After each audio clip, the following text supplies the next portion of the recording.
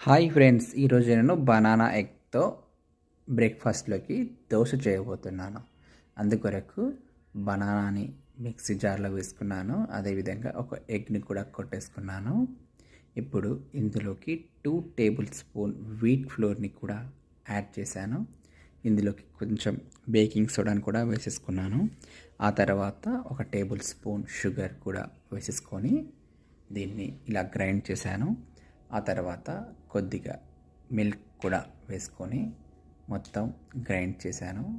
మెత్తగా గ్రైండ్ చేసుకున్నాక pan heat అవుతుండగా ప్యాన్లోకి ఆయిల్ వేసుకోవచ్చు. నేనైతే బటర్ అయితే యూస్ చేస్తున్నాను. ఆయిల్తో కూడా వేసుకోవచ్చు. ఈ మిశ్రమాన్ని ఇలా దోశలాగా వేసుకొని మూత పెట్టేసి లో ఫ్లేమ్లో 5 మినిట్స్ కుక్ చేసుకోవాలి.